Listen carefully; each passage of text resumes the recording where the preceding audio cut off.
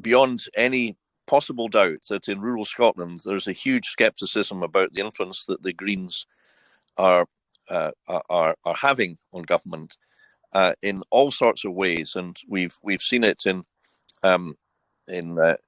particularly in the HPMAs, the absurd proposals in the HPMAs, which propose to ban fishermen from their work in providing food for the country at great risk to themselves.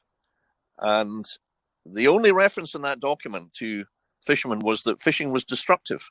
I mean, can you imagine it? Fishing, part of our history, our culture for centuries.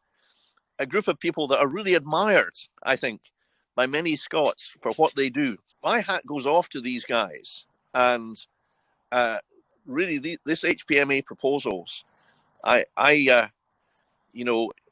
created a little bit of mini notoriety by tearing up the proposals. But the reason I did that was to reflect the anger that I was hearing from speaking to people that I've worked for 50 years. And you know something?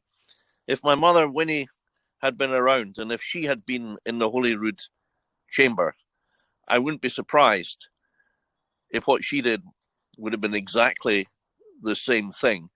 But that's symptomatic of the problem you've identified, and it's one of a huge number of issues where there's a great gulf opening between rural and Highland and Island Scotland on the one hand, and the metropolitan Scotland, the wine bar revolutionaries, as I describe them, I think not particularly inaccurately, I may say, in Parliament. And this is perhaps the most serious thing that Humza should do, in my opinion, is to detach himself from this dalliance with the Greens and get on with more sensible, sound government and win back the trust and confidence of people whose votes we used to get in rural and Highland Scotland, and indeed out with our cities.